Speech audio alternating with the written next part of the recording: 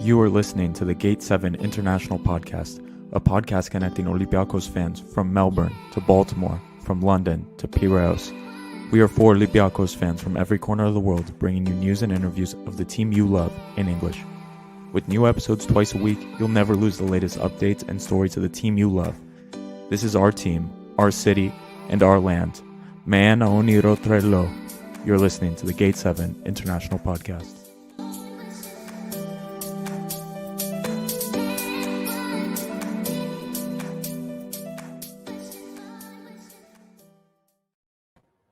Welcome, ladies and gentlemen, to another episode of Gate 7 International. It's going to be a little weird today. This is our first ever solo episode. I'm flying solo today. No Costa, no Lambro, no Peter. And that makes this a very unique episode. But what I am going to do is I'm going to be dropping a link in chat. So anybody that wants to hop in, you can join in. We'll chat whatever you want about Olympiacos. We have a few things to discuss. It's going to be intimate. It's going to be weird. But hey, hopefully that means it's going to be pretty fun as well. The link for the stream is going live in just a second. So anybody that wants to join in, please do so. It'll be a fun time. I promise you. We got a lot to get into here. But just to get started, first and foremost, some of you guys may have checked out Insta or Twitter and saw the big exhibition that happened in New York. And let me tell you guys, it was fun. It was cold. Some of you may have seen as well on Twitter. It was 6 Celsius, I think, not including the chilly, bitter wind that we had. I'm sure with wind chill, it was probably like negative 10 Celsius. It was absurdly cold, but it was a great, great event. I want to give a personal thank you to Socrates, the president, Socrates Selas, the president of Olympiacos New York, the Olympiacos New York Academy. The facility out there was incredible. Guys, check out those pictures. That sunset was gorgeous. It was incredible. I mean, in the spring and summer, I can't imagine what it's like to play there. I would have killed to play on a field like that when I was growing up. So definitely a wonderful place. I cannot wait for the next event. I hope there's more events out there. I hope I can make an excuse to go out there again. It was a really, really good time. I got to link up with the president of the Olympiacos New York fan club, President Theodoros Menis. I mean, he is an incredible guy as well. He is also a trooper. Let me tell you, everybody was freezing when we were doing the pre and post match interviews, and he sat there like a soldier. He stayed outside the whole time. Didn't look like it bothered him one bit. So kudos to him. I mean, Teddy is an absolute soldier. That was incredible. And the game itself was great. It was a great game. That's what we went there to see. Can't really root for one team or another. It's Olympiacos playing Olympiacos. Hashtag Oli Oli, right? So it was a great time. I am so happy we went out there, and congratulations to all the boys. They played with passion. It was freezing out there, and they left it all on the field. It was a great game. I had a blast. The boys seemed to have a blast on both teams. It was a good time. So, and everybody that tuned in to watch that game, thank you so much for doing so, because it meant everything to those kids out there. The guys that were on the field, young men, young adults, they loved knowing that people were watching them. And I think at one point we had 500 people watching on the stream, which was incredible. In addition to the 100 or so Greeks that were there from New York, from Maryland, up and down the Northeast that came to watch the game. It was incredible. They loved it. It made them feel special. And it was a great feeling. I hope that it only continues to grow from here with more academies jumping in. You know, maybe they can set up a tournament. The sky's the limit with something like this. It was a historical moment for the club and for the academies based here in the United States. So guys, if you haven't gotten a chance to check it out, go check out the stream. It's completely free. It's recorded. Check out our Insta Lives, because we recorded everything on there on the page. So you can check out the discussions we have with the coaches, with some of the players, the captains, and of course, Harry Karageorge and Socrates, the presidents of Olympiacos DC and New York. We're going to be having an interview in the future with the president of Olympiacos New York fan club, as well as Socrates, the president of Olympiacos New York, the academy. So a lot of great stuff coming out for that. It was a great time. Congratulations to both teams. Congratulations to Olympiacos and the Olympiacos Academy Network for achieving this, because this was monumental. And guys, the links are live. Check out Facebook, Twitter, and YouTube. The links are live, so please go check those out. If you want to come in and have a chat, join me. I'm more than happy to talk to everybody. The podcast also wants to send out our prayers and our well wishes to Stevan Jelovac, the basketball player for AEK. For those that saw on our socials today, you probably saw it on Greek social media everywhere. He did finally pass away today. Now, I don't know much about basketball, as many of you are aware, but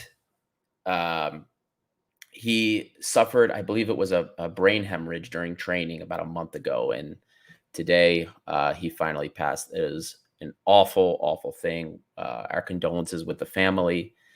As a new father, I can't even imagine if I ever had to bury my son before me. That would be terrible.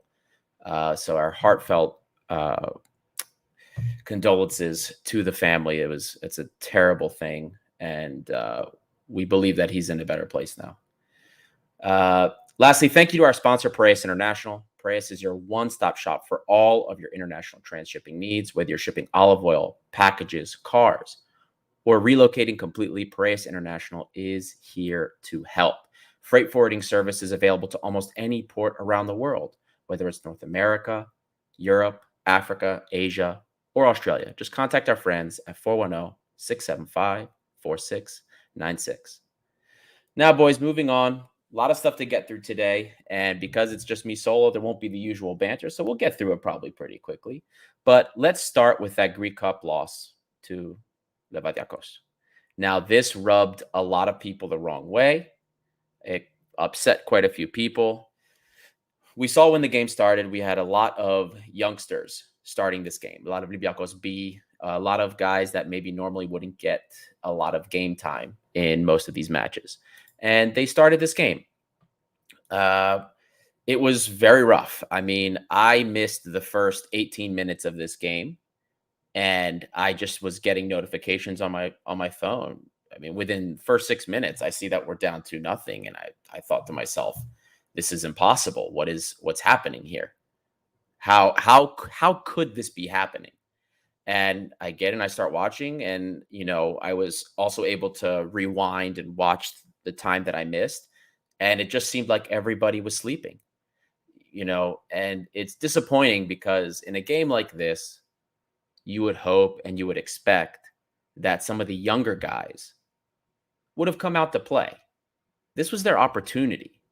This was a chance for them to really show Coach Pedro Martins that they're ready for the next step.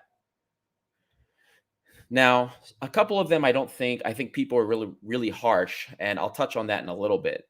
But, guys like Algassim Ba and, Henry Onyekuru in particular as well, they disappointed me. Now, Onyekuru is a starter. He's not a guy that, is sitting on the bench. I mean, I think he should be on the bench personally, but that's another discussion for another time. Apostolopoulos disappointed me as well. You want to see better from these guys, especially because Olympiacos, it's not like they're the top competition. They're sitting in second division. They might be a good team in second division, but you expect better. You do. Now, there's an individual who I thought had some really harsh criticism against them, and that was Vasilis Solis, our young, just turned 19-year-old defensive midfielder who I believe will be a future star for this team, who could be a future star for this team. And that is my opinion. I think he's got the goods.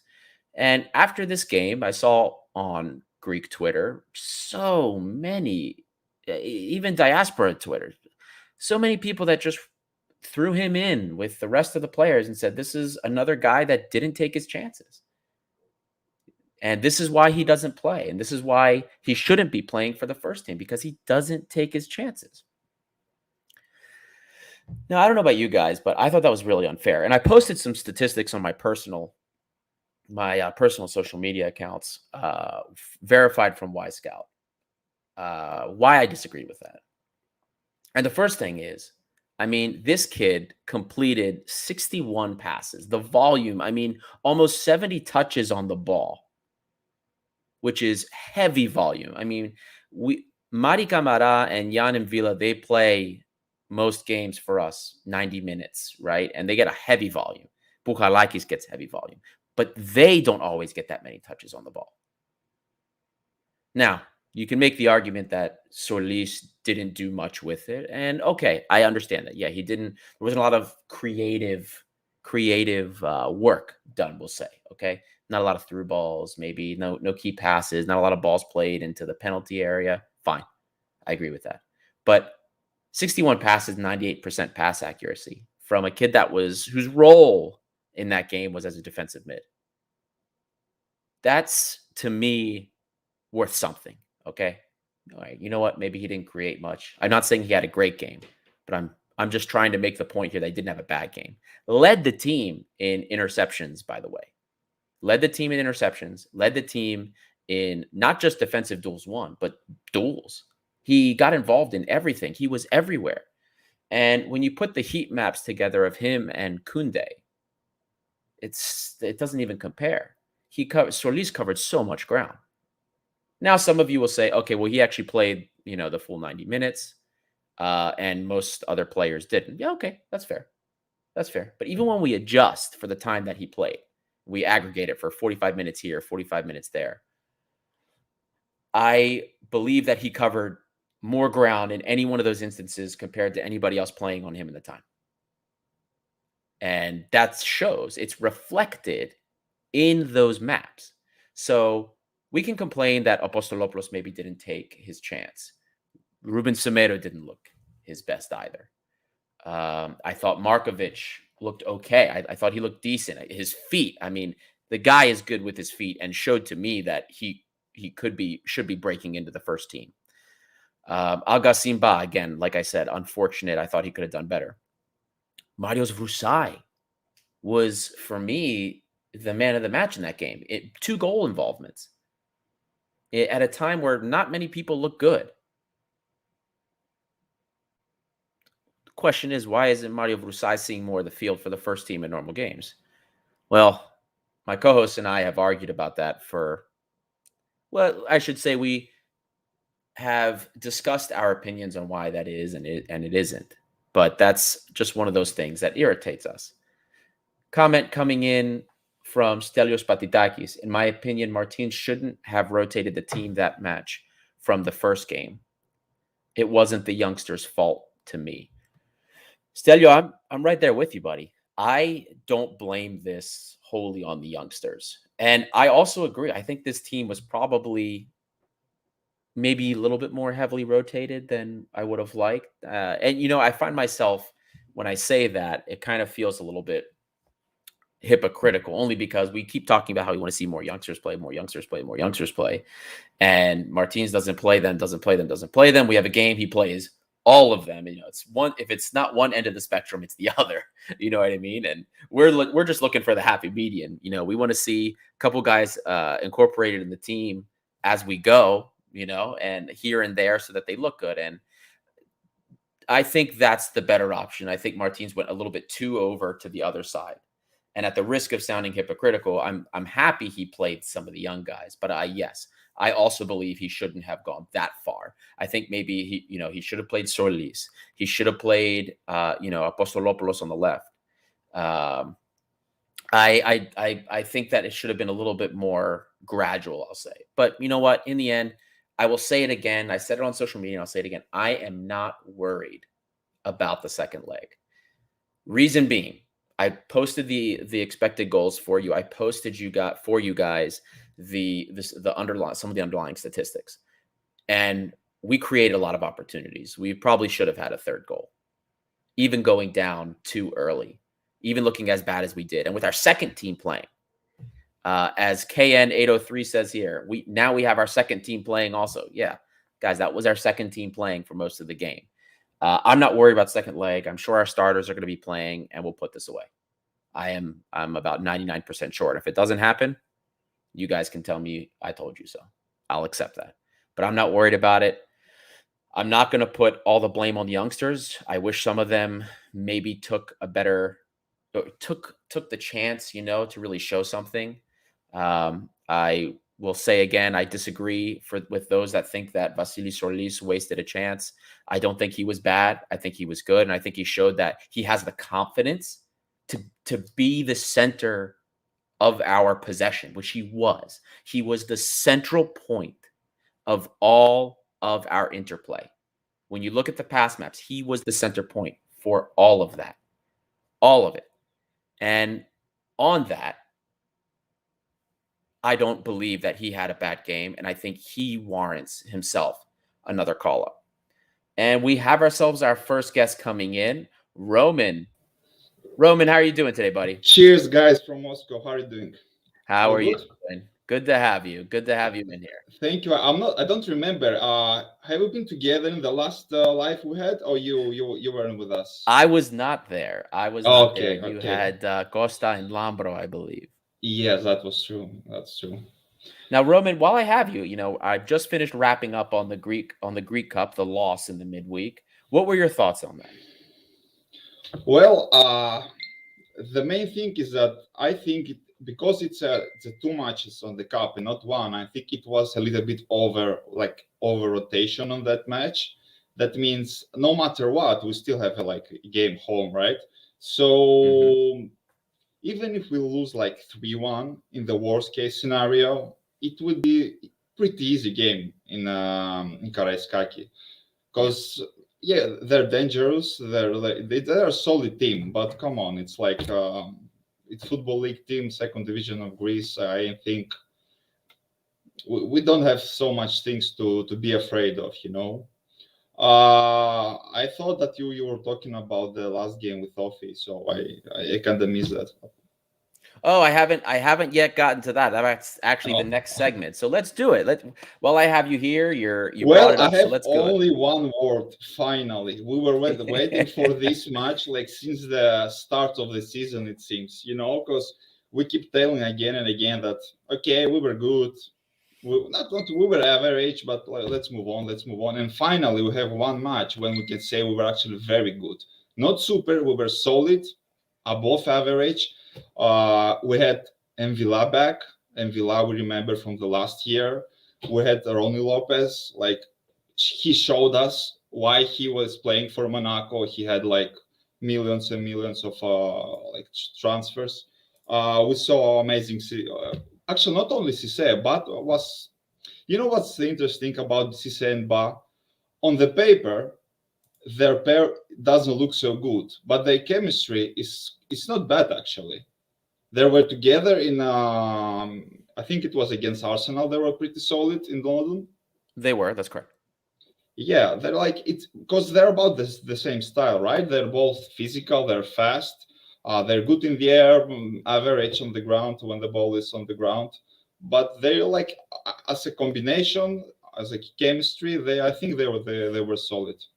Yeah, the issue with Ba, and Lambro and I have a disagreement here because Lambro I don't think has really ever rated Ba, but mainly because of the things that Ba used to do, like his more carelessness, like the way he would throw his hands, his elbows, his temper, things like that. For me, the issue with Ba now is up here, right? It's more of a mental problem because he wasn't always bad positionally, I should say. Recently he's had some bad games where he gave up, a couple of goals, or he was at fault, we should say, for a couple of goals. And a lot of what I believe is wrong with Ba is related to his mindset going into last season. He had talked about last season how he thought he won everything in Greece. And because of that, he thought he was ready for something else.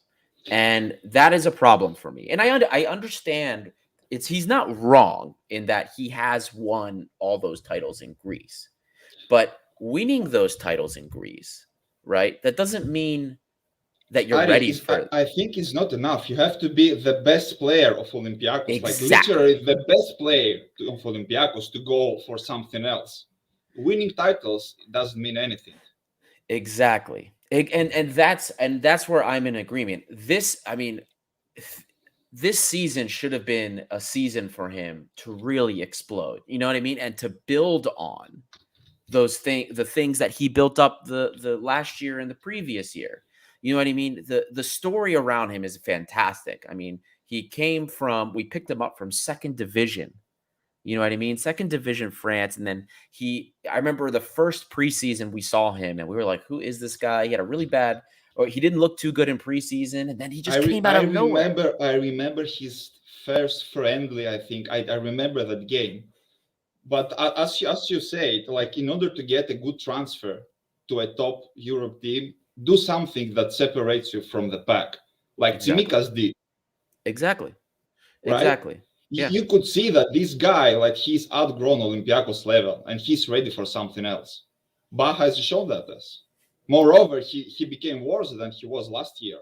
Oh yeah, he's regressed big time, and that's why I believe I absolutely agree with that. Yes. A lot of that is here. A lot of that is here because the issues we used to have with Ba were, his temper. Always, like his temper would get away from him, or he would make that stupid push, or that elbow would be too high and hit somebody. He would get that second yellow card. But the issues we're having now, not only do you still have to worry about that, but his positioning is poor. We've seen a couple times now where because of his poor positioning, he gives way to a nasty through ball or a pass that then splits the defense because he's not where he's supposed to be. And it's not good. It's not good because it doesn't give us the confidence in him, and it's not making him look better. I mean, does he really believe that, especially at this point, he's going to get a move anywhere? He's not. There's no way. There's no way. Who's going to pay anything for him with the form he's in now? It depends what kind of money are we talking about. He could be okay for an average French team, for example. Yeah. But if we're talking about Premier Division, absolutely no chance. Yeah, you're absolutely right. Like, they value players like that can play with the ball, that like have a composure and stuff, and I don't think he belongs there. Show that you are the best defender of Olympiacos, and then we can talk. Yep. And that's exactly what it is. And for anybody, and that goes for every player that we have. Exactly, it isn't enough. It isn't enough for you to win silverware here. Even if you win the double, it isn't enough for your career just to do that. And I'm not, before I go on and continue to knock that, I do understand that when you do win something, it is, once you win it, maybe what's the word? The allure of winning that title kind of goes away because you've won it before. It's less special the second time around. But you're a professional athlete. You have to motivate yourself to continue. This is all part of professionalism. I mean, there are players that win their titles more frequently than others. Manchester City players, they've won more titles in the last 5 years than what was it? Four out of the last 5 English Premier League titles they've won. How many championships Djordjevic had? Too many to count. Do you remember his last years when he was like 35 or 36? He was running up and down, like a crazy guy. Exactly, a real professional. It's a mental thing. I think it's a mental thing. You have to. Like, it's called self-motivation. It is. And like Stelio coming in again, if Olympiacos signed my grandmother, she would also win the double. In Olympiacos, that doesn't say anything. Yeah, Stelio, especially in the current climate, with Balk losing and just making our lead further. I mean, this team, literally, this could be another case where we have the title pretty much won by the winter break. I mean, this is crazy. And yeah, you're absolutely right. Now, Roman, before I let you go, because we do have, looks like a couple other people trying to get in on this here. Sure. I want to get your man of the match and your coach's grade for both games, for the cup as well as for OFI. Lay it on me. For the cup, I cannot judge because I haven't seen that game. I was away, but I can talk about the OFI game. Go ahead. okay, the obvious MVP should be Cisse, right? If you're a center back and you score 2 goals, Of almost a course. hat trick, by the way. I mean, it's pretty easy, right? You don't have to be like some crazy analyst guy. But I would say, except Cisse, of course, Ronnie Lopez, he was very, very solid, very good. Like we saw from him the reason why we get him in the summer. Right. And of Exactly. course, Envila, he was absolutely amazing. That brain, that machine that we need on the center. He was marking, tackling, and of course, his pinpoint passing as always. Like it's not something that we're not used from Envila. We're not used to it this year. It would be an average game for Envila last year. He Right. didn't do something that we haven't seen from him, Right. and it's always encouraging and we're just glad if he continues that kind of performance. For Martins, like what's your grade system here? Oh, right. Yeah. So for the grading system, A is the Yeah, best. okay, That's the okay, best grade. I B, got it. C, D is C is average, D is below average. And then F is terrible. Well, I don't know. He like his lineup it wasn't something that we didn't expect from him, right? Right. There was a kind of surprise in his start 11. But what I value in the coaches is the ability to motivate their players and to make them better than they are. Um, for example, if one player is down and he doesn't have like a good form, he should support him, right? And and stuff like that. We saw that with Envila. We didn't saw that yet with Onyekuru, for example. That's a big discussion. But because we paid bigger money for Onyekuru, I think Right. will continue supporting him in the future as well. Because we don't like the way he plays, but we paid a lot of money to to just write him off. Exactly. And well, Roman, thank you so much for your opinions. I appreciate you joining us again. Yeah, thank you, Ari. Take care. You too. And we do have another person that's going to be joining us today. We have, it looks like Jim Polita. Hey, How are you doing today? hey, how are you? I'm doing very well. I'm doing very well. So you just heard me talking to Roman about the OFI game. Tell me what you thought about it. How was the game for you today? Or yesterday, I should say. The first half was a bit disappointing to say because I think I expected more from the beginning, and then they get, I think it was a corner, Yep. and they make Ronnie Lopez makes that Sarusha, Yeah. and and we conceded, and I was like, they're gonna be down for the whole game, Ofi. They they're gonna like get injured. That's what I thought. And we get a goal. I can remember. I think it was 15 minutes Yep. or 10, and that was actually kind of good, even for Cisse because he's not been himself for the past few games. It wasn't like the Rock that we say, and it was good. He almost got the hat trick, and I was really impressed by Ronnie Lopez because in his last games he's been really good for me. Because when he came, I thought that's not Ronnie Lopez because if you told me in the summer what winger would I wanted would be him. He's got Yeah. everything, Yep. and I th- he's starting to show that. Yep. I think you're spot on there. Got a couple more comments rolling in. Girios Manesis Kalispera. Good to hear from you. Guys, Yanis Manesis here checking in. Was also at the game, the big exhibition in New York for Olympiacos DC, Olympiacos New York. Thank you, Mr. Manesis, for joining. Hope I see you more often. An interesting comment here from Lex, and I don't think he's wrong here. I think he's right based on our previous history selling players. But Jim, give me your thoughts on this. So Lex says we can still sell Henry at top dollar even if he plays badly for us. That's fact. Uh, he, for me, Henry is like I can get him from my closet. He's a palto for me. He can't play. That's not Henry Ninkuru. I remember your deep dive when you're like to say that he's way better than Bruma, and I was like really hyped because I like Bruma, but if on a certain level, I thought he was good, but I wouldn't pay 6 million for Bruma. And then Onyekuru came, and I was like, oh, finally, when his first games, I can say were, eh, he he showed that he could be good, and then it was like he didn't even care that he played. The only game that I saw the real Henry Onyekuru was the Eintracht game Yes. on Greece. He was like, Onyekuru, what I want for my 5 million winger that I Yep. pay 5 million.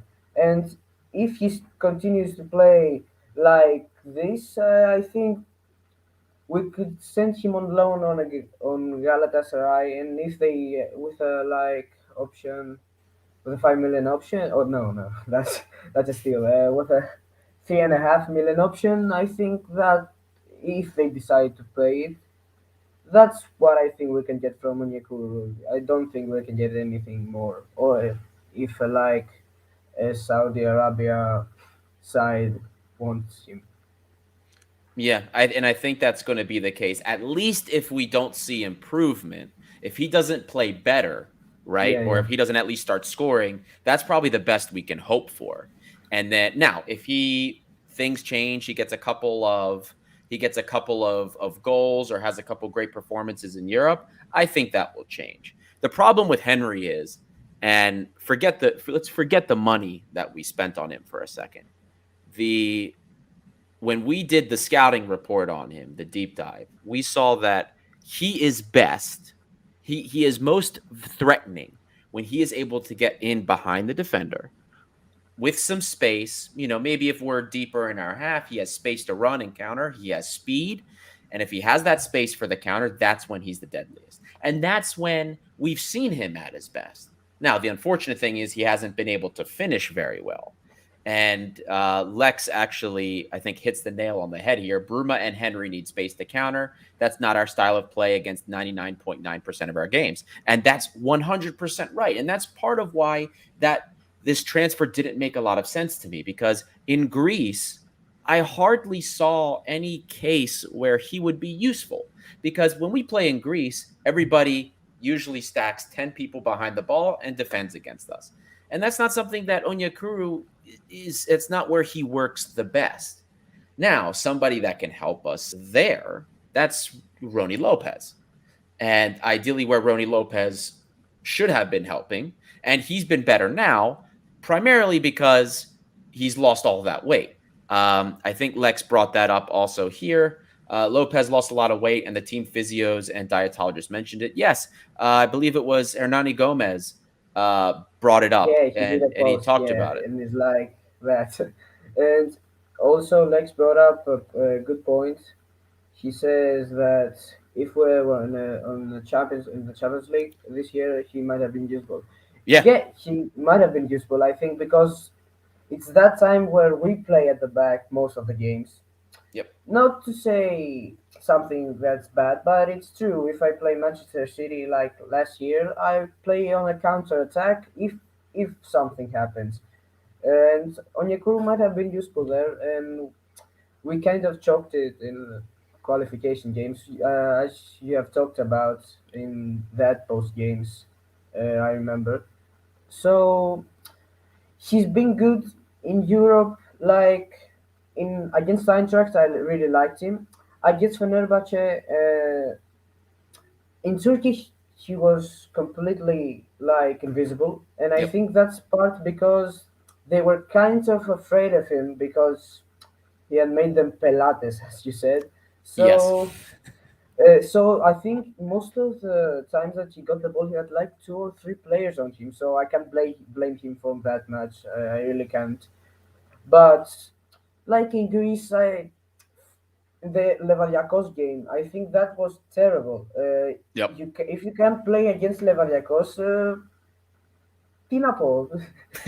what can you do against anybody Yeah, else? what can you do against in the Variacos and that fullback that got on him? Like there were times, well, he couldn't even get past him. Like on pace, he couldn't even do that. Yep. I was really disappointed by him because I expected at least a goal against the Variacos, and I'm not disappointed about the team from the team because I think we didn't. I didn't expect very much because it was like Olympiacos B with a couple of first team players, to be Exactly. honest. And like from that game, I only liked like, Semedo needs definitely work. I can't blame him. He even gave us a goal, but he Yep. really needs to work on his game because they're like 3 months out, and Yep. it wasn't even an injury. They're not only injuries that affects your legs or something. They're injuries for what he'd been through. I can't be on his shoes, but I can understand that he wasn't at his best. But I don't think he'll stay. I hope for Manolas, but I think it's good for him to play a couple of games and get back. Well, and it's going to be interesting to see where he fits in, right? Because there's this big well, I guess we should say there's a big fasaria about him, right? And what's been going on with his off the field issues, with his ability that's on the field that we kind of need, but at the same time, he's proven to us that he hasn't really changed. And unfortunately, he's going to continue to put himself in really bad situations. The club doesn't seem to want to have anything to do with him. Pedro Martins seems to believe he can still contribute. It's going to be interesting to see where we end up with that for sure. Now, I have a couple of questions for you related to the OFI game, of course. Now, the first question I'm going to ask is, how did you feel about Jan Villa's performance today? I saw old Jan Villa. I saw at least Yeah, flashes, if not for the whole game. He yeah. looked good today. I remember like the past games he wasn't himself. Even in like I think the last European game against Fenerbahce, I was like, is that Jan Villa like that? And I saw the off game, and most of the people would like, be like, oh yeah, that's a Greek small team. And I think no, that was a really important game for the most players. And Jan was for me the MVP because he was all over the pitch. Mm-hmm. uh, his balls, through balls, his Yep. through balls were great, and I think he was the good old Jan and Villa we know. Yep. And he looked really good. He also had two assists on the day, so Mhm. great for him. He looked fantastic. And there were moments where the team started to remind me of the second year, Pedro Martin's Yeah, second year, yeah, 2 years that's for ago. sure. In the 70th minute, in the second half, there were periods of interplay. I mean, the quick ball movement, one Yeah, touch, yeah, it people moving was around. Jan and Villa, Kenny Lala, Ronnie Yep. Lopez, and they were Tate. Everybody. That was really good, and I'm gonna a hot take and say Ronnie Lopez, like in some cases, reminded me of Podence without the pace. Yeah, in the Ooh. dribbling areas. I think he can improve, and he's really young. He's 25, so I think we we won't see a new Daniel Podence. Yes, I'm sure of that, but I think we can get closer than we did with Bruma. We'll see. I love hot takes. Bring as many hot takes as you like. We love them on Gate 7 International. Thank you so much for that. Oh, Uh, and Lex, thank it's you. always going to come up at one point. You said it right. His balls were great. He needs Manscaped. Yeah, yeah, he needs No Manscaped. Manscaped videos today, buddy. And Fentanyl and Labro looks different as he got a haircut. Lex and Fentanos, guys, I posted the link again in the chat. Come and join. Come hang out. It's just me today. We're getting intimate here. Now, Jim, before I let you go, first, where are you calling in from? Oh yes, I'm calling from Athens. Very Uh, nice. and I'm gonna bring another hot take before I go.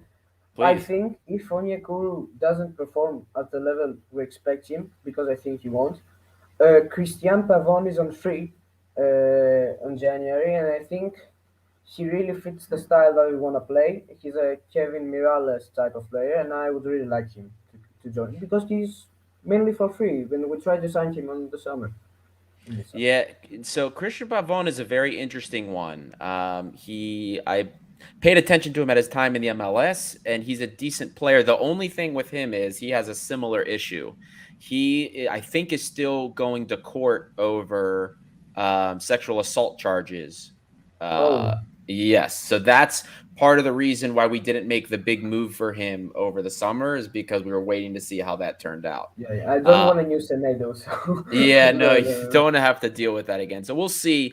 We'll see how that goes. But before you leave, we need, of course, if you can give it for both games, that'll be great. For the cup game and for the OFI game today, I want yeah, your man of the match as well as your coach's grade. Now we do from if it's an A, it's he yeah. did I know. I amazing. know. What's all the podcast? Perfect, perfect. So go ahead for both games. Give them both games. For the Levadiakos game, I give my man of the match to. It's tough, Uh, I know. yeah, I give it to Versailles because I think he really needs confidence. Not that he'll see something, but I think he's the most unappreciated player in the Pedro Martins era, one at least, because Hmm. he has shown that he's really good. Like he can be a pain in the ass to another defenses. So I think he showed that he's still here, and if he gets games, I think he'll be even better. Although I really liked Ronnie Lopez at that game because he held the ball really well, made a couple of mistakes, but that's like part of the game. I give my man of the match to Versailles. Coach is great. I give it like a C or a D because I think he rotated a little bit too much. I don't think we should expect like more from that 11 that they haven't even played all together for at least a couple of minutes. So I give a D, because if we had like a bit more starters from the first squad, I think that would be perfect. And we will won the game. But I'm not worried for the second leg. I think we got it. And for the Offi game, I give my man of the match to Jan and Villa because he was everywhere, as I said. Gave two assists to Cisse, still could have gone the hat trick. And I still want to say about Ronnie Lopez that was a great goal, and he was like, as I said, I really liked him. I think we will see way more from Ronnie Lopez. And for coach grade, an A. I think he handled the game perfect. I didn't see any coach mistakes except like putting Valbuena on the 9 minutes. If you're gonna put someone, at least put Versailles so she can get some games. I think that's what I think. Thank you for Hey, having me. thank you so much And for joining. How old are you, by the way? I'm 15. 15. Uh, You have a great mind for the game. You have a great mind for the game. Thank you so much for joining us. And it's Thank you. getting late there, right? What is it? Midnight? Yeah, it's a bit late. It's school tomorrow. You have school tomorrow. Jim, thank you for joining Kalinichta uh, and have a lovely day at school tomorrow. Take a lot of notes, ask questions, yeah, as they say. yeah. Yeah. Thank you so much. Bye. Wow, that was incredible, incredible knowledge from a 15-year-old listener. Thank you so much again, Jim Politis, for joining. That was fantastic. Love seeing our young listeners with such great knowledge of the game and understanding of the game. Lex and Fetanos here. You guys are teasing me. Guys are popping off in the chat, but you don't want to come on. Lex, you don't need to have a good mic, my friend, or video. I don't need to see your face. Just want to hear your lovely voice, man. It's all right. It's all right. You can hop on. I'll leave it to you. If you want to, you can. If not, next time, wait for you to get that mic upgrade. Well, to move on finally from the OFI game, I'll give my man of the match and coach's grade as well. When it comes to man of the match, I have to give it to Cisse. You can't be a defender, score 2 goals, and not get it. He also just had a solid game overall. And Cisse is one of those guys, you know what? Maybe he can be clumsy here and there, which he hasn't been this season. Ever since he came back from France, the guy has been, he's been great. He's been solid. Probably first name on the team sheet. Great player for us and always brings everything on the field. And that is one of those feats of a player that you can't, it's not something that you can coach. It's not something that you can see too well. It just has to be there. And we're so lucky to have him. We're so lucky to have Cisse, the Rock, playing for us and brings his heart to the game all the time. He's my man of the match. And of course, I have to give a shout out. We have to give honorable mention to, as Jim brought up, Jan Vila. I mean, he looked like Jan Vila to me, the old Jan Vila. Closest he has at least all season. 2 assists, moved the ball around really well, was crucial in some of those moments of interplay where we saw the quick 1 and 2 touch. I mean, that is what he did for us in the past. And that's what made him such a special player. What makes him such a special player for us. He is an amazing player, amazing midfielder, different mold of any of the other midfielders we currently have. I'm so glad to see he's coming back. Guys, if you didn't hear from before, I know Costa talked about it, my co-host. He lost a ton of weight. A ton of weight. He had COVID, lost a ton of weight, and a lot of muscle, which is really bad to lose. But he's back. And he's finally looking like him again. And, you know, at least we've secured Europe for next season when it seems like our players are hitting stride. Guys like Rony Lopez, who I expected a lot more of. When I did the deep dive, I expected way more than what we saw in the beginning of the season. And we're starting to see more of what I saw in him. The goal he had was in that sweet spot I talked about. Upper right corner, he gets it there. He's shooting it upper 90 every time. He had a really nice chance in the beginning of the game. It was like the 23rd or 24th minute, I believe, that was saved. You know, Rony Lopez is looking exactly how we expect, and I think he's going to come good for us. Oh, guys, a very lovely treat. Lex decided to make it, so let's bring him on here. Lex, how you doing? Lex, you might be muted. I can't hear you, but if you can get your mic to work, then you should be okay. Yeah, Samsung phone mic should be fine. You can't hear you for now, but if you can get that to work, let me know. Otherwise, we'll keep on going. So Cisse, man of the match, and then my coaching's grade to Pedro Martins is going to be, you know what? He won 3-1 today. We did see a form adjustment from 4-2-3-1. It looks like we kind of went to more of a 4-4-2. I believe that it worked, right? Because in the beginning, we went down a goal, and now Cisse did bail us out twice, but it has to count for something. So I'm going to give him a solid B+ for the game.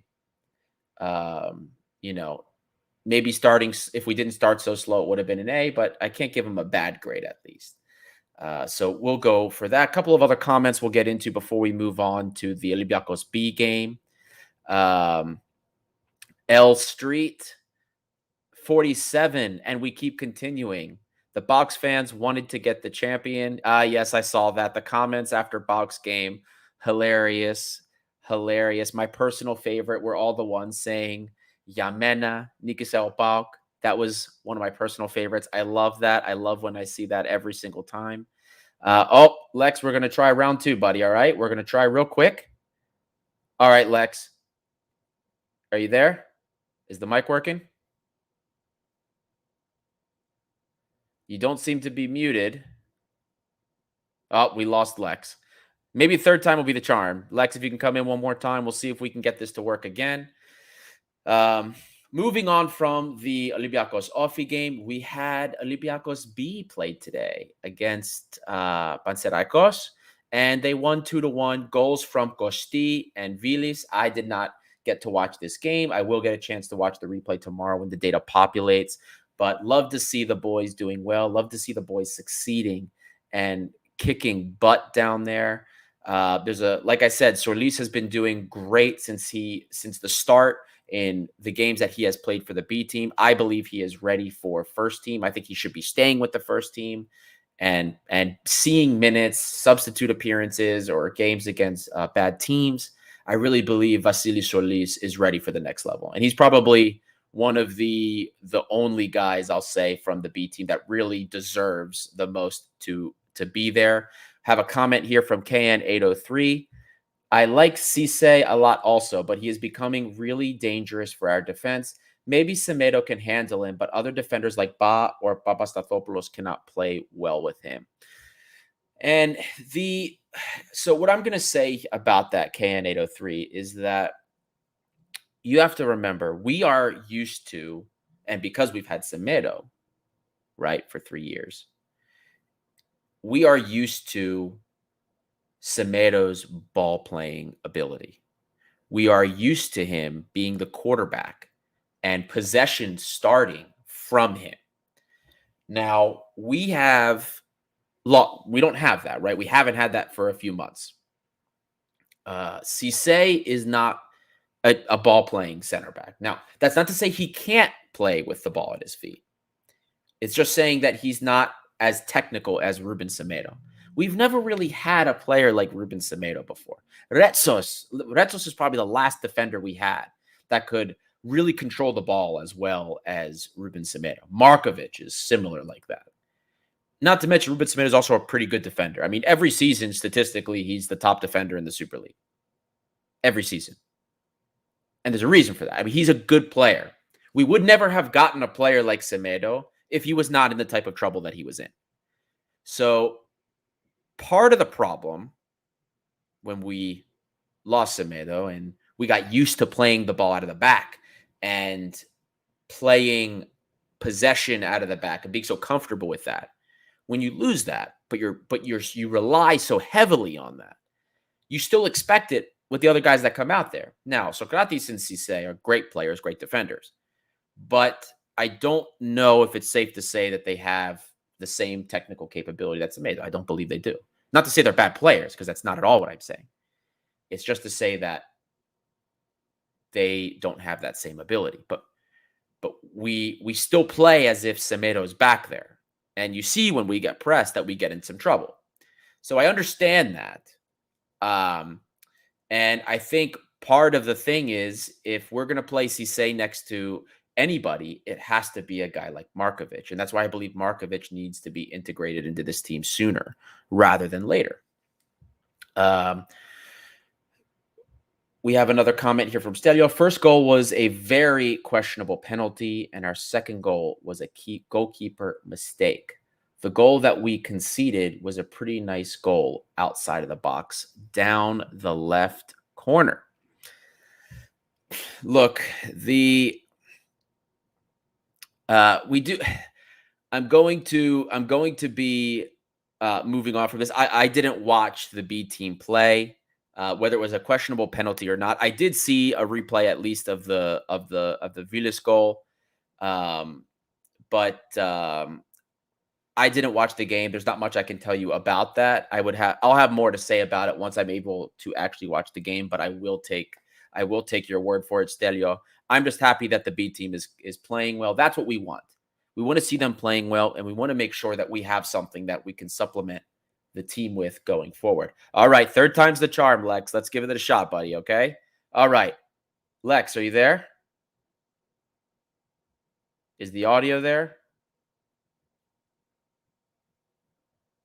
Maybe, maybe not. Oh, I guess we're having some trouble here. We're having some trouble, Lex. That Samsung phone doesn't seem to be connecting. Not sure. Maybe check to make sure you're not muted. Otherwise, I don't know. Maybe we have to wait for you to get that mic in. Lex, I'll leave you here. If you randomly get the mic working and we hear you, all the better. But there is one thing that we have yet to cover so far. We're going to move on from the Olympiacos stuff. Again, happy that the Olympiacos B team won today. Happy for the win against OFI yesterday. but there is something that we've gotten a lot of DMs about. A lot of people asking if we were going to talk about it. We were considering doing a special episode. It just never materialized because with everybody's schedules, it was tough. But JVS, Ethniki coach JVS, left his post on Instagram. No presser, nothing.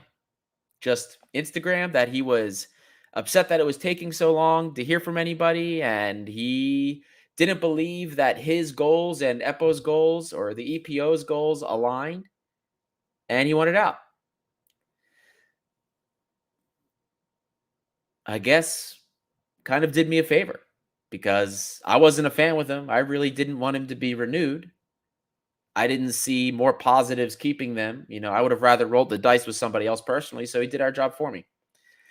Now, the funnier thing was, many of you saw the interim president of the EPO went on Open TV to talk about things. Now, every single time we see somebody pop up on Open TV, it already makes me laugh first and foremost. But somebody brought this up on one of our social medias. I don't remember who it is. If I find it while I'm scrolling, I will let you know. But somebody, I think it was Panos Kosopoulos, I believe that's who it was. And he brought up a hilarious point. I'm going to ask you guys a question, and if anybody knows his name, please. Do any of you know who the president of the English FA is? Does anybody? Anybody know who it is? I don't. I still don't know who he is. And that's because he shouldn't have to be seen. Now, I want you to imagine that Chelsea's owner, Roman Abramovich, owns a media station that everybody watches. And the president of the English FA, who I have no idea who it is, pops up on that president's owned media network and starts talking about things related to EPO, related to the EPO, related to Greek football.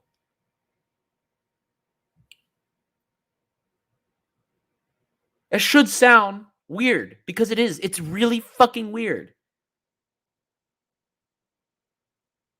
And some of the stuff he's saying, he said that Gramenos improved the situation. That Gramenos did a good job. I just about bust out laughing before I just shut the whole thing off because I knew it was a waste of my time watching it. The only positive thing that I think that you could say Gramenos did was the foreign refs, because he was the first one to bring the foreign refs in for the derbies. But that wasn't even his idea. That idea was brought up in a previous administration. He just implemented it. What good? I can't think of a positive thing Gramenos did. I can't. Well, TT here. Wikipedia says it's Prince William, SMH, LOL. Well, yeah, that's hilarious. If that's the case, I hope Wikipedia is right on that. KN803, don't watch Open TV, Savidis TV. Yeah, buddy. Trust me. I don't. I just wanted to see what this clown was going to say. But yeah, it's a joke. Gramenos didn't do anything. We found out that he was barely using a quarter of the funds allocated us for stadium upkeep.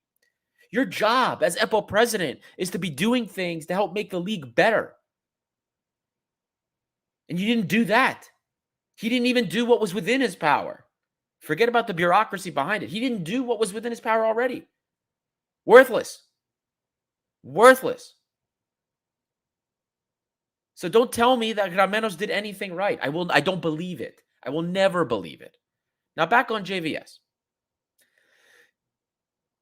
I was excited when JVS first came in. I have a lot of people that think that I have been with DMs that have said to me, "Oh, you've just had an agenda. You don't like JVS. You never liked him to begin with." That's not true.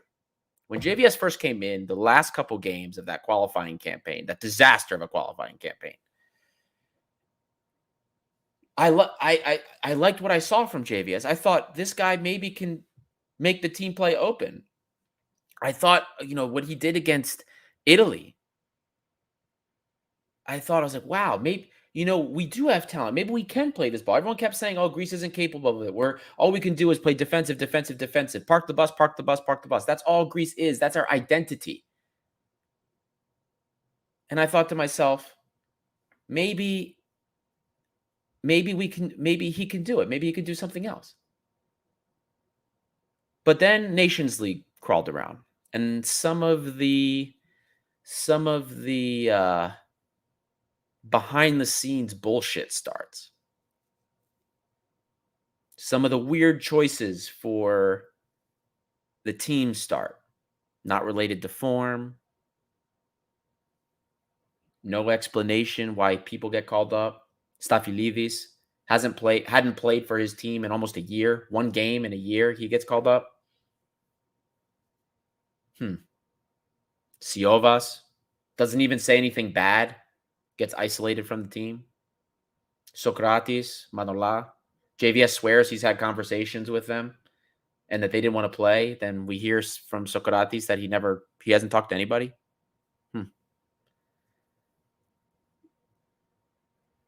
The Nations League campaign ended up being a failure. I don't care what anybody says. We should have won that group. That was the expectation, and we didn't achieve it.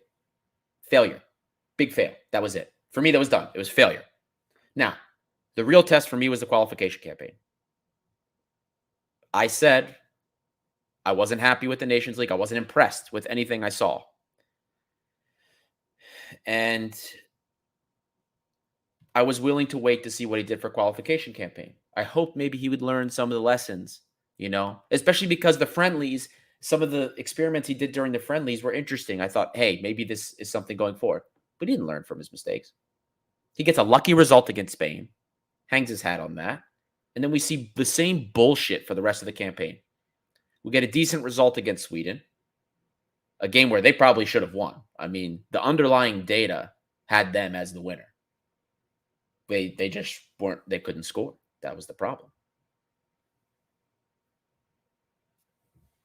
And then what happens? What happens is what I predict, third place finish.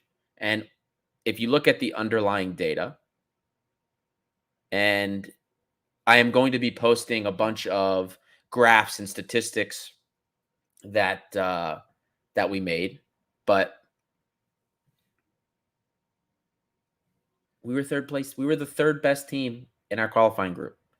And if you look at our offensive metrics, guys, I mean, it's all downhill. Like Skibby was better in terms of a lot of these metrics than JVS. The number of offensive plays, possession, things like that. I mean, all downhill. Everything downhill. Less chances created. More chances conceded. More major chances conceded. Higher expected goals conceded. I mean, most of the underlying data was worse. So people that were telling me, JVS is the only one that has this team playing competently, I don't know what you're talking about. Maybe you're still reliving the game against Italy or the last couple games of that failed qualifying campaign when he first was brought in. I don't know what you're talking about. JVS was he's a failed coach. And I'd rather roll the dice with the next dollar store coach that we bring in than him, because I don't believe that he can carry us anywhere. There were some good things he did, giving a lot of different Greeks a look, okay? But I don't believe that he can do it. I've lost faith in him completely. So I'm fine with him going. And at a $600,000 a year salary, what else did we expect? I mean, guys, we can't. I've heard people talking names, Valverde and Santos and Gattuso and all these other guys. Like, guys, these guys make $2.5 million a season with their current jobs. You think they're going to come take a 75% haircut on their wages to coach Greece? What would you? Would any of you do it? No. The bureaucracy you have to deal with? Screw that. We're not going to be able to afford a big coach. We're going to get somebody small. We've seen in the news, Manolo Jimenez was linked. Tell you what, I'm more likely to believe he'll coach the national team than anybody else. It's all we can afford. But it is what it is. We'll see what happens, who gets appointed, and we'll go from there, because right now, Eleftherios Machinis, buddy, you're right. Olympiacos is better than the national team. It's greater than the national team.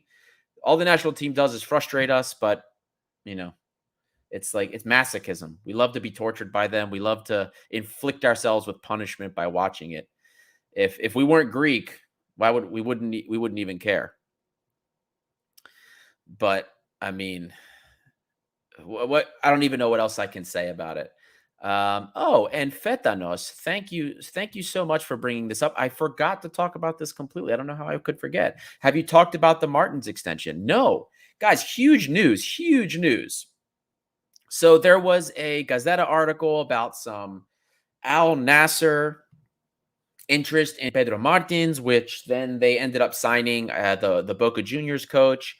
But before that, Vasilis Kosatopoulos for Nova Sport had said that no, that there was no discussion, and Martins is actually, we're looking at an extension. And I think Nikos Kotsis had brought that up as an extension, or brought that up as an exclusive. Sorry, he had said that he had an exclusive and that there was an extension. There were some talks about it.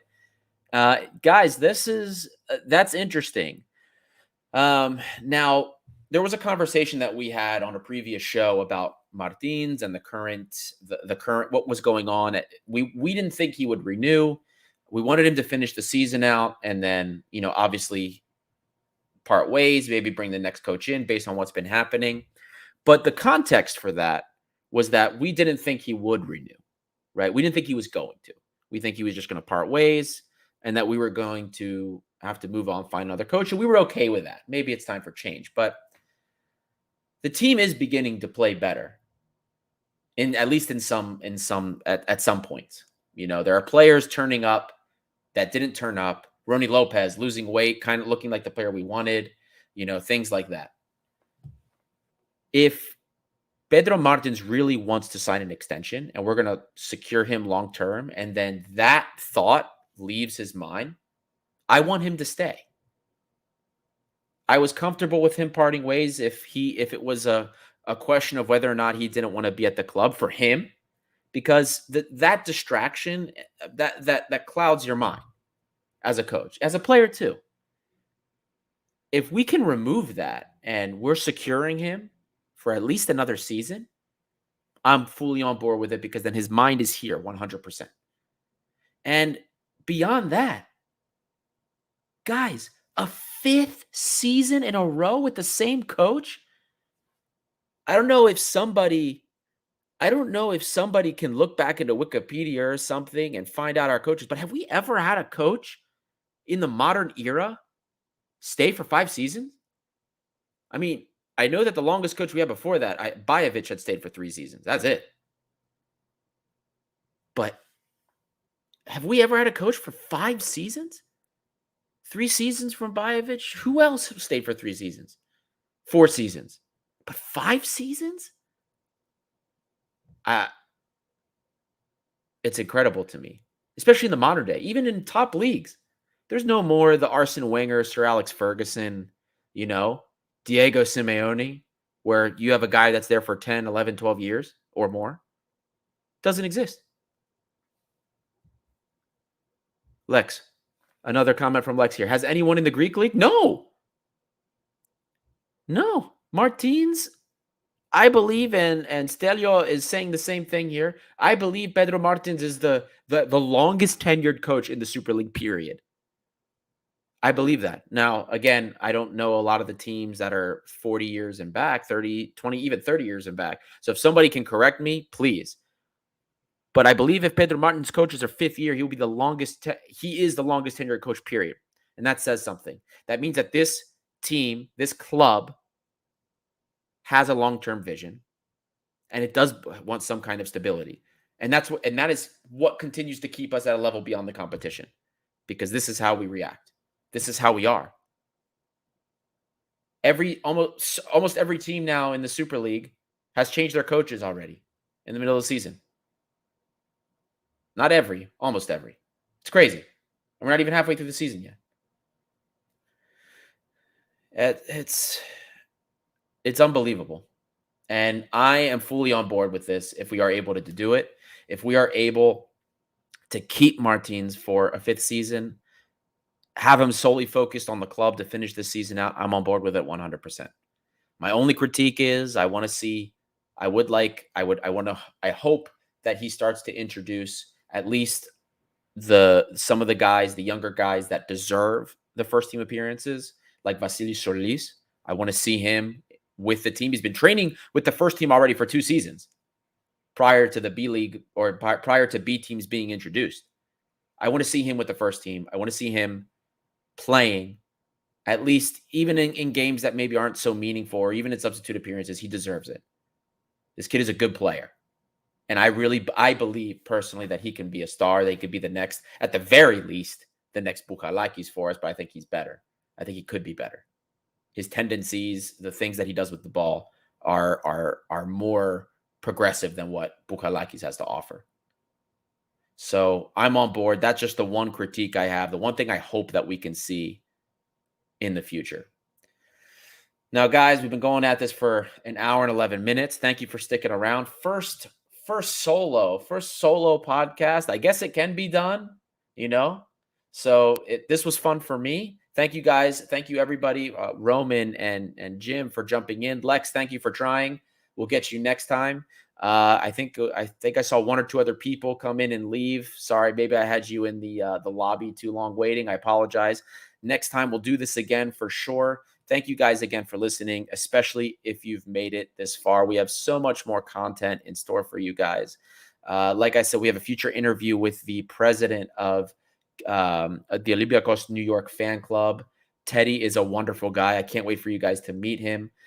Socrates, that's another interview coming up with the Olympiacos New York Academy. We'll get him and the coach on. We also are going to bring on some of the players from Olympiacos DC. During the winter break, we'll bring them on so you guys can talk to them, have a chat with them.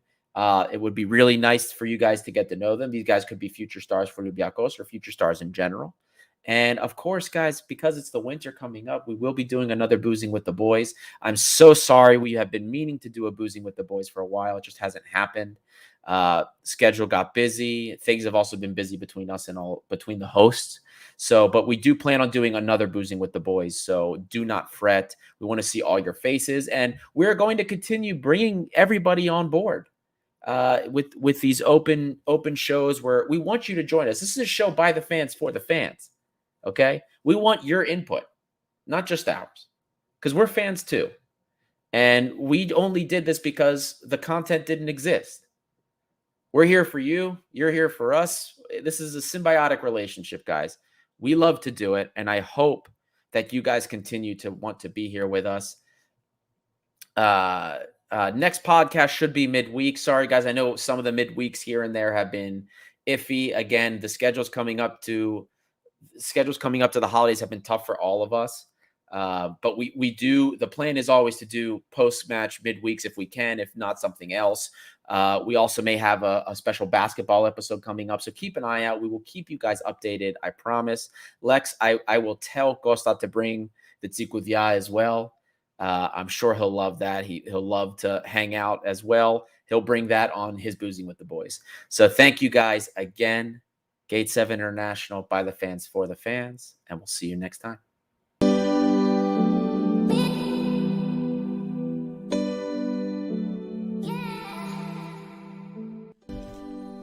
You just listened to an episode of the Gate 7 International Podcast, a podcast connecting Olympiacos fans from Brussels to Tokyo, from Toronto to Geneva.